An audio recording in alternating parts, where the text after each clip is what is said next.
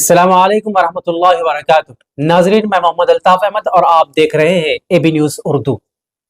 خدمت اردو کی جو کرتے ہیں خلوص دل سے، حوصلہ ایسے ہی لوگوں کا بڑھایا جائے، اب چراغ اردو کا گھر گھر میں جلایا جائے۔ آئیے ناظرین، اے بی نیوز اردو کے پیشکش کا مطمع نظر بھی خود یہی ہے کہ اردو کا چراغ گھر گھر جلایا جائے، کیونکہ تاریخ گواہ ہے کہ جب تک قومیں اپنی جڑوں سے جڑی ہوئی ہوں گی اس وقت تک وہ باقی بھی رہیں گی۔ کسی نے کیا خوب کہا کہ سینکڑوں کٹے ہوئے درخت ایک جڑ والے درخت کا سامنا نہیں کر سکتے۔ آئیے اپنی جڑوں سے جڑ جائیں اور زیادہ سے زیادہ اس ویڈیو کو اپنے دوست احباب تک بھی پہنچائیں تاکہ وہ لوگ بھی اپنی جڑوں سے جڑ سکے۔ تو آئیے نظر ڈالتے ہیں آج کی اہم خبروں پر۔ اتوار 29 دسمبر GIO گرلز اسلامک آرگنائزیشن کریم نگر ایسٹ کی انتخابی نشست جناب محمود علی خان صابر نائب امیر مقامی کارخانہ گڈا کی زیر نگرانی عمل میں لائی گئی۔ انتخابات میں عاتقہ ایمن صاحبہ کو GIO گرلز اسلامک آرگنائزیشن کے صدر کارخانہ گڈا ایسٹ کی حیثیت سے منتخب کیا گیا۔ اس اجلاس میں ڈسٹرکٹ آرگنائزر سروری بیگم اور ناظم ضلع منچریال محمد رفیق صاحب موجود تھے۔ اس کی تفصیلات امیر حلقہ جناب محمد خالد مبشر الظفر صاحب کو بھیج دی گئی۔ واضح رہے کہ عاتقہ ایمن صاحبہ کی میقات 2024 تا 2025 ہوگی۔ اسی طرح بڑھتے ہیں ایک اور خبر کی جانب کہ ساتواہانہ یونیورسٹی میں شاندار انداز میں SFI کا 55واں یوم تاسیس منایا گیا۔ تفصیلات کے مطابق سیلف فائنانس کورسز کو ریگولر کرنے SFI ضلع صدر کامپلی اروند کا مطالبہ۔ ساتواہانہ یونیورسٹی کے مین گیٹ پر بھارتی طلبہ فیڈریشن SFI کی کمیٹی کی جانب سے 55ویں یوم تاسیس کی تقریبات منعقد کی گئی۔ اس موقع پر پرچم لہرانے اور عظیم شخصیات کی تصاویر پر پھول چڑھا کر خراج عقیدت پیش کیا گیا۔ ضلع صدر کامپلی اروند نے پرچم لہرایا اور اپنے خطاب میں طلبہ کو یوم تاسیس کی مبارکباد بھی پیش کی۔ انہوں نے کہا کہ SFI آزادی، جمہوریت اور سوشلسٹ نظریات کے ساتھ طلبہ کے مسائل کے حل کے لیے مسلسل کام کر رہی ہے۔ 1970 میں کیرلا کے ترووننتپورم میں 27 سے 31 دسمبر تک منعقدہ پہلے اجلاس کے بعد سے یہ تنظیم ملک بھر میں طلبہ کے مسائل کے حل کے لیے سرگرم عمل ہے۔ انہوں نے مزید کہا کہ جہاں بھی انتخابات ہوتے ہیں SFI اپنی کامیابی کا جھنڈا لہراتے ہوئے طلبہ کے لیے ایک مثالی تنظیم کے طور پر ابھرتی ہے۔ آج SFI طلبہ کی سب سے بڑی تنظیم بن چکی ہے جو ان کے مسائل حل کرنے اور ان کی حمایت میں ہمیشہ کھڑی رہتی ہے۔ کامپلی اروند نے مرکزی حکومت پر سخت تنقید کرتے ہوئے کہا کہ مودی حکومت یونیورسٹیوں کو نظر انداز کر رہی ہے، جو ایک شرمناک عمل ہے۔ انہوں نے کہا کہ نئی تعلیمی پالیسی کے خلاف ریاستی حکومت کو اسمبلی میں قرارداد پیش کرنی چاہیے اور تعلیمی نظام کو محفوظ رکھنے کے لیے ٹھوس اقدامات اٹھانے چاہیے۔ موصوف نے ساتواہانہ یونیورسٹی کے لیے خصوصی بجٹ مختص کرنے کا بھی مطالبہ کیا۔ اس موقع پر یونیورسٹی کمیٹی کے ارکان راجو کمار، بھاشا، ونود، مہیش، مہندر، منیش، شنکر، چندو اور دیگر شریک تھے۔ اسی طرح بڑھتے ہیں ایک اور خبر کی جانب کہ کریم نگر لاری ایسوسی ایشن انتخابات میں دلچسپ مقابلے۔ صدر کے طور پر آر کشن، سیکرٹری کے طور پر MD ساجد اور خزانچی کے حیثیت سے جناب منہاج کی شاندار کامیابی۔ تفصیلات کے موجب Karimnagar rural Bommakal bypass road پر واقع لاری ایسوسی ایشن کے دفتر میں اتوار کے روز Karimnagar town lorry owners association کے انتخابات دلچسپ انداز میں منعقد ہوئے۔ صبح 9 بجے سے شام تک ووٹنگ کا سلسلہ جاری رہا۔ ایسوسی ایشن کے جملہ 224 کے من جملہ 211 ووٹ ڈالے گئے۔ ووٹنگ کے بعد ایسوسی ایشن کے دفتر میں ہی ووٹوں کی گنتی کا عمل لایا گیا۔ انتخابات میں ریگنڈا کشن نے 11 ووٹوں کی اکثریت سے اپنے قریبی حریف ٹوٹا ستیہ نارائن پر فتح حاصل کرتے ہوئے صدر کے طور پر کامیابی درج کروائی۔ سیکرٹری کے عہدے پر محمد عبدالسلام ساجد نے 168 ووٹ حاصل کر کے زبردست اکثریت کے ساتھ کامیابی حاصل کی۔ خزانچی کے طور پر منہاج اکثریتی ووٹ لے کر کامیاب ہوئے۔ نائب صدور کے طور پر خواجہ یوسف الدین اور شیخ سرور، جبکہ جوائنٹ سیکرٹری کے عہدوں پر متین بن علی، مرزا وسیع اللہ بیگ اور کنکا راجولو کو منتخب کیا گیا۔ انتخابی نتائج کا اعلان انتخابی افسر مدھوسودن راؤ ایڈوکیٹ نے کیا۔ کامیاب امیدواروں کو सनराइज ट्रांसपोर्ट के मैनेजिंग डायरेक्टर और कांग्रेस पार्टी के रियासती ऑर्गेनाइजर सेक्रेटरी अब्दुल समद नवाब, काचम रविंदर, चितकंडी श्रीनिवास, आकुला श्रीनिवास, मुरली यादव और दीगर ने मुबारकबाद दी। Town lorry owners association election అయినాయి. ఆ ఎలక్షన్లో ప్రతి 2 సంవత్సరాలకు ఒకసారి ఎలక్షన్ అవుతుంది. దాంట్లో మన కిషన్ అన్న గారు ప్రెసిడెంట్గా గెలిచినారు. అదేవిధంగా సెక్రటరీ ఎంఎస్ సలీం సాజిద్ గెలిచినారు. మళ్ళీ ట్రెజరర్ మినాజ్ గారు గెలిచినారు.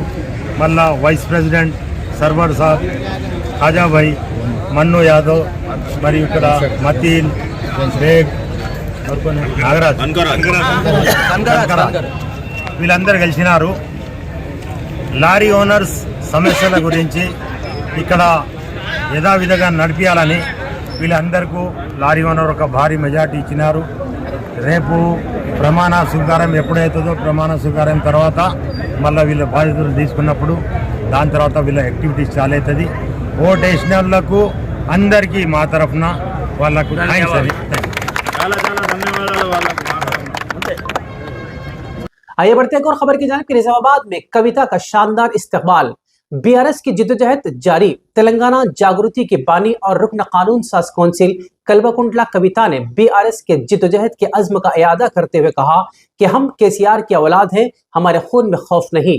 निजामाबाद में एक अजीमशान जलसे से खिताब करते हुए कविता ने कांग्रेस और बीजेपी को तनकीद का निशाना बनाया और कहा कि तेलंगाना के अवाम और उनके मफादात पर कोई समझौता नहीं किया जाएगा। उन्होंने कहा कि बीआरएस पार्टी झूठे मुकदमात और साजिशों से घबराने वाली नहीं, बल्कि अवाम के लिए जिद्दोजहद जारी रखेगी। उन्होंने कांग्रेस पर झूठे वादों और अवाम को धोखा देने का इल्जाम लगाया और कहा कि बीआरएस रियासत की तरक्की और अवामी फलाह के लिए पुरअज़्म है। कविता ने तेलंगाना के अवाम से अपील की कि वो अपनी तहजीब, सकाफत और हुकूक के तहफ़्फ़ुज़ के लिए बीआरएस का साथ दे। जलसे में अवाम की बड़ी तादाद शरीक थी और निजामाबाद की फिजाएं जय तेलंगाना के नारों से गूंज उठी। कविता ने आइंदा इंतखाबात में बीआरएस की शानदार कामयाबी की पेशन गोई भी की। దేశంలో జరుగుతున్న పరిస్థితులు మీకు తెలుసు.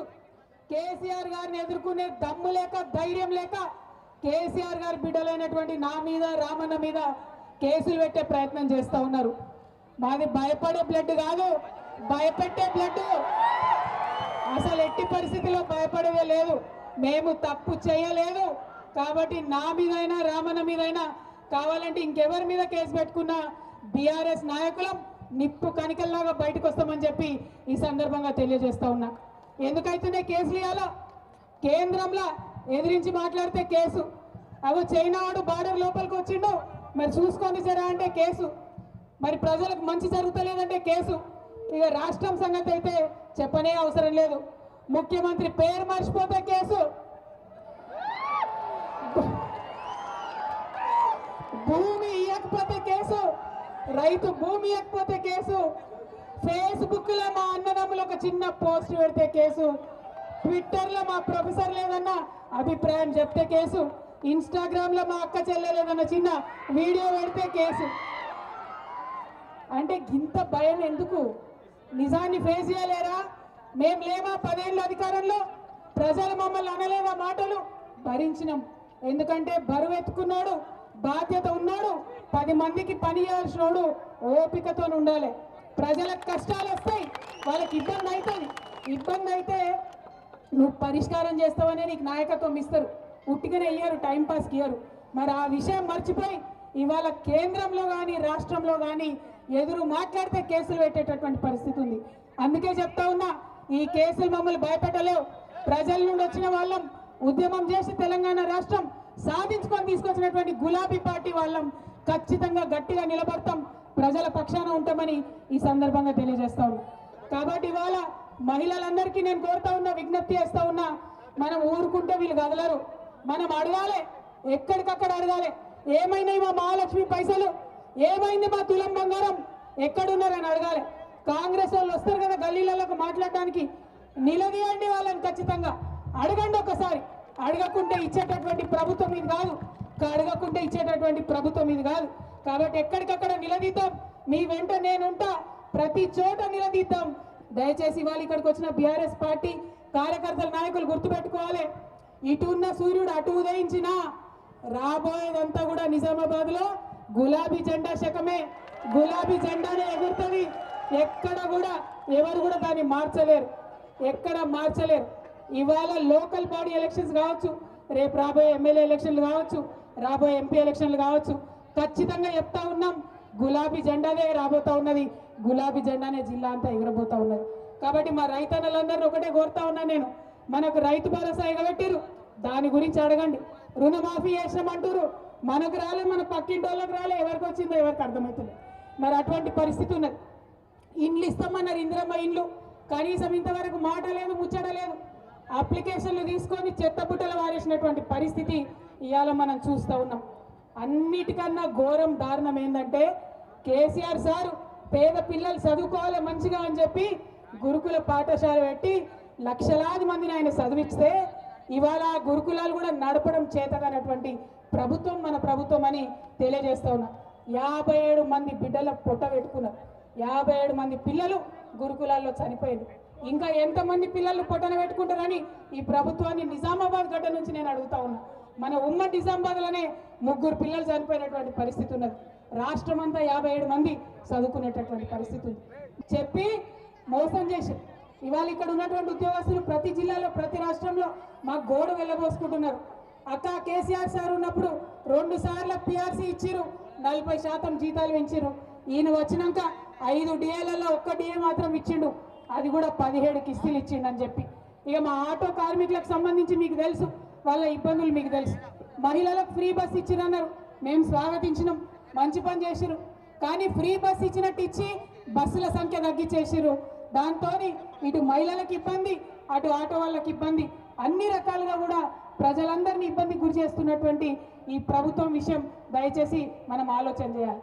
అన్నిటికన్నా ఎక్కువ పెద్ద కుట్ర ఈ ముఖ్యమంత్రి గారు చంద్రబాబు నాయుడు గారి శిష్యుడు. ఈయన ఏం చేస్తున్నారు ఇప్పుడు? మనకు తెలంగాణ తల్లి ఉండొద్దట, మన తెలంగాణ సంస్కృతి అయినటువంటి తెలంగాణ తల్లి వద్దట. కాంగ్రెస్ మాత చేయి గుర్తున్న కాంగ్రెస్ మాత బొమ్మను సెక్రటేరియట్లో పెట్టిండు. ఇక మనం ఆమెనే దేవతను కొలవన్నట, మన తెలంగాణ తల్లిని మనం మర్చిపోవాలన్నట. మరి ఇక్కడ మన వెనుక కనబడుతున్నాయి ఇట్లా వేల సంఖ్యలో మనం తెలంగాణ అంత పెట్టుకున్న తెలంగాణ తల్లి, ముద్దుగా బతుకమ్మ పట్టుకున్నటువంటి తెలంగాణ తల్లి, ఆమె వద్దని చెప్తున్నారు. మరి దానికి మనకు ఒప్పుకుందామా? ఒకసారి ఆలోచన చేయాలి. మన తెలంగాణ తల్లి మనకు కావాలన్నా వద్దా? మన తెలంగాణ తల్లి మనకు కావాలన్నా వద్దా? తెలంగాణ తల్లి మాదిరా, కాంగ్రెస్ తల్లి మీదిరా, తెలంగాణ తల్లి మాదిరా, తెలంగాణ తల్లి మాదిరా. మరి మన సంస్కృతి మీద, మన పొట్ట మీద, ప్రతి ఒక్క అంశం మీద దాడి చేస్తున్నటువంటి కాంగ్రెస్ సర్కార్ని ఖచ్చితంగా ఎదిరిద్దాం. ఎన్ని కేసులు పెట్టినా, ఎన్ని నిర్బంధాలు చేసినా భయపడేదే లేదు. నిజామాబాద్ జిల్లా అంటే బీఆర్ఎస్ కు అడ్డ. ఆనాడు తెలంగాణలో కూడా మొట్టమొదట జెడ్పీ చైర్పర్సన్ గెలిపించినటువంటి జిల్లా. इसी तरह एक और खबर कि शहर हैदराबाद में हर साल मुनक्किद होने वाली नुमाइश के लिए तमाम तैयारियां मुकम्मल हो चुकी हैं। ताहम नुमाइश की इफ्तिताही तारीख मुलतवी कर दी गई है।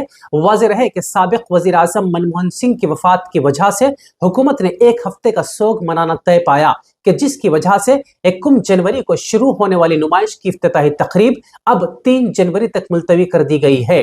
नुमाइश के मुंतज़िमीन ने बताया कि हुकूमत ने अगले महीने की 2 तारीख तक सोग के दिनों का ऐलान किया है। चुनांचे 3 जनवरी को रेवंत रेड्डी के हाथों इफ्तिताह अमल में लाया जाएगा। तकरीबन 45 दिनों तक जारी रहने वाली इस नुमाइश के लिए तमाम तर तैयारियां मुकम्मल कर ली गई हैं।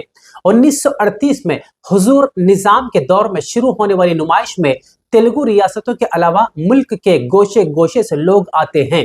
उन्होंने मजीद कहा कि यहाँ जम्मू कश्मीर के खुश्क मेवाजात, हैंडक्राफ्ट्स, उत्तर प्रदेश, मध्य प्रदेश और मगरबी बंगाल से दस्तकारी की अशिया नुमाइश का हिस्सा बनती हैं। आइए बढ़ते हैं एक और खबर की जानिब के RS मीडिया और मुंसिफ टीवी की जानिब से निजाम का 300 साला सफर के उन्वान से एक सेमिनार ASCI राजभवन खैरताबाद हैदराबाद मुनक्किद हुआ। इस शानदार तकरीब में साबिक वजीर और तेलंगाना हुकूमत के मुशीर मोहम्मद अली शब्बीर ने बतौर मेहमान खुसूसी शिरकत की, जबकि all India Muslim personal law board के सदर मौलाना खालिद सैफुल्लाह रहमानी ने कलीदी खुतबा पेश किया। इसके अलावा Tariq Ansari, chairman Telangana state minorities commission ने बतौर मेहमान जी वकार आलमी सेमिनार में शिरकत की। عالمی سیمینار میں آصف جاہی سلطنت کے 9ویں جانشین اور فرسٹ ڈیموکریٹک نظام ہائنس رونق یار خان اسپیشل انوائٹی کے طور پر شرکت کی۔ ان کے علاوہ ممتاز ادیب پروفیسر سلیمان صدیقی نے اپنے خیالات کا اظہار کیا۔ اس دوران گفتگو کے 2 سیشن منعقد کیے گئے۔ سیشن 1 میں doctor Mahtab Alam senior journalist professor Majeed Bedar, سابق head of department Urdu OU professor Siddiq Mohammed Mahmood, سابق DN and head of the department education MANUU, professor doctor Gali Vinod Kumar, سابق dean faculty of law Osmania and Telangana university, professor Mohammed Zulfiqar M Siddiq, head and سابق dean department of Arabic OU نے حصہ لیا، جبکہ session 2 میں professor doctor Mohammed Ahsan Farooqui HOD government نظام college, doctor محمد عادل faculty افلو، سید ابراہیم حسین مورخ اور ماہر آصف جاہی خاندان، محمد سمیع الرحمان ریسرچ اسکالر بنگلہ دیش، چیتن ورما MA علیم نے اپنا تحقیقی مقالہ پیش کیا۔ پروگرام کے آغاز میں نظام کے 300 سالہ دور حکومت عنوان پر پروفیسر مرسلہ Naseem Sirhindi, retired professor Oklahoma state university امریکہ کا ویڈیو پیام دکھایا گیا۔ Doctor Aruna Naware MBBS MD London اور ڈاکٹر سمین قدوائی محقق اور ماہر تعلیم نے بھی خطاب کیا۔ تلنگانہ حکومت کے مشیر محمد علی شبیر نے خطاب کرتے ہوئے آصف جاہی حکمرانوں کے کارناموں پر روشنی ڈالی۔ محمد علی شبیر نے مزید کہا کہ ہمیں کتابچوں کی صورت میں مسلم سلاطین، خاص طور پر آصف جاہی دور کے کارناموں کو اجاگر کرنے کی ضرورت ہے۔ انہوں نے کہا کہ نظام کے دور میں ہر شعبے کی بے مثال ترقی ہوئی ہے۔ Chairman Telangana state minorities commission Tariq Ansari نے کہا کہ نظام کے دور حکومت ہمارے دلوں میں تازگی پیدا کرنے کے ساتھ ہماری رہنمائی کرتا ہے، اور ان کے کارناموں کے مطالعے سے معلوم ہوتا ہے کہ انہوں نے کس طرح مذہبی رواداری کو فروغ دیا تھا۔ انہوں نے مزید کہا کہ نظام کا دور بے مثال رہا، جسے آج بھی پوری دنیا میں شہرت حاصل ہے۔ Professor Amna Tehseen, head department of women education MANUU نے کہا کہ میر عثمان علی خان نے خواتین کو بااختیار بنانے اور ان میں تعلیمی شعور بیدار کرنے کے لیے کارہائے نمایاں انجام دیے۔ آل انڈیا مسلم پرسنل لا بورڈ کے صدر مولانا خالد سیف اللہ رحمانی نے کلیدی خطبہ پیش کرتے ہوئے منصف TV کے پروگرام کی ستائش کرتے ہوئے اسے وقت کی ضرورت سے تعبیر کیا۔ انہوں نے کہا کہ موجودہ دور میں مسلم سلاطین کے کارناموں اور خدمات کو اجاگر کرنا وقت کی ضرورت ہے۔ موصوف نے کہا کہ اس طرح کے پروگرام یونیورسٹی اور کالجوں میں منعقد کرانے کی ضرورت ہے تاکہ نئی نسل آسانی سے مسلم سلاطین کے کارناموں سے واقف ہو سکیں۔ پروفیسر سلیمان صدیقی نے اپنے خطاب میں خاص طور پر آصف جاہی حکمرانوں کے دور میں گنگا جمنی تہذیب پر روشنی ڈالی۔ انہوں نے کہا کہ خاص طور پر 7ویں نظام میر عثمان علی خان نے کبھی ہندو مسلم میں فرق نہیں کیا۔ میر عثمان علی خان نے ملک بھر کے کئی مندروں کو بڑے پیمانے پر عطیات بھی فراہم کیے۔ اس کے علاوہ انہوں نے اپنے انتظامیہ میں بھی بڑے عہدوں پر غیر مسلم لوگوں کو ذمہ داریاں سونپی۔ میر صدیق علی پروگرام کنوینر تھے۔ واضح رہے کہ اس سیمینار کا مقصد نظام حکمرانوں کے ان کارناموں کو اجاگر کرنا تھا جن کے لیے انہیں آج بھی یاد کیا جاتا ہے۔ عالمی سیمینار میں ہائنس رونق یار خان نظام حکومت کی عظمت رفتہ پر تفصیل سے روشنی ڈالی۔ پروگرام کی نگرانی حبیب نصیر CEO اور editor in chief Munsif TV نے کی، جبکہ سینئر صحافی ڈاکٹر مہتاب عالم نے نظامت کے فرائض انجام دیے۔ اس کے علاوہ انہوں نے نظام عہد حکومت میں اردو زبان و ادب کی ترقی، مذہبی رواداری، عثمانیہ یونیورسٹی کا قیام، اردو زبان کی تدریس، مساجد مکاتب کے ساتھ مندر، چرچ، گرودواروں کو جاگیر پر مقالہ پیش کیا۔ پروگرام میں ڈاکٹر عارف معین نے ابتدائی نظامت کی اور عالمی سیمینار کے کنوینر بشیر احمد نے اظہار تشکر ادا کیا۔ واضح رہے کہ تقریب کا اہتمام اور انتظام RS میڈیا اور پرنٹ میڈیا پارٹنر روزنامہ منصف کی جانب سے کیا گیا۔ آخر میں ہم اس امید کے ساتھ آپ سے وداع لیتے ہیں کہ انشاءاللہ کل پھر ملاقات ہوگی۔